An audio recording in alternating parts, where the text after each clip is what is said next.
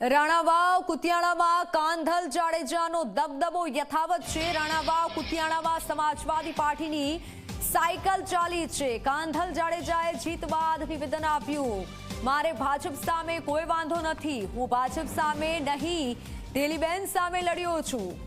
કાંધલ જાડેજાએ ઢેલીબેન પર ભ્રષ્ટાચારનો આરોપ લગાવ્યો, અમે પક્ષ સામે નહીં પણ આ લોકોની નીતિ સામે લડ્યા છીએ। કુતિયાણાની જનતાને હેરાનગતિમાંથી મુક્તિ મળે તે માટે મારા ભાઈને મેદાનમાં ઉતારવો પડ્યો।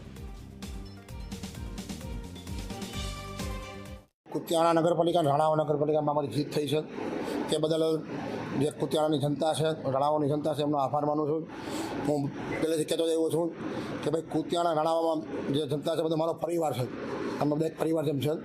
અને જે લોકોને મને વિશ્વાસ હતો કે ભાઈ મને મત મળશે, એ રીતના મને બધા આખા સમાજ અમારા આખા 2 તાલુકામાંથી મત મળ્યા છે, નગરપાલિકા બંને અમારે આવી છે।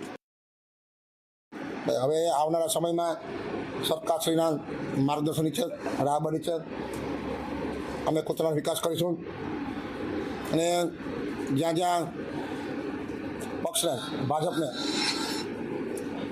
મારી જરૂર પડી છે ત્યાં હું ઉભો રહ્યો છું અને ખુલ્લમ ખુલ્લો જ ઉભો રહ્યો છું। અમને સરકારે કોઈ વાંધો નથી ભાઈ, સરકારે અમારો કોઈ પ્રશ્ન નહોતો, પ્રશ્ન ખાલી માત્ર અમારો એટલો જ હતો કે કુતિયાનો વિકાસ થતો ભાઈ, ભાજપ સામે નથી લડ્યો બાપા।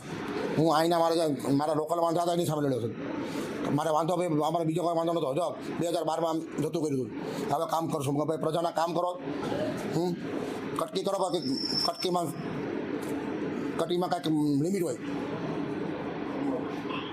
આ તો પૂરેપૂરું ખાઈ જવાનું।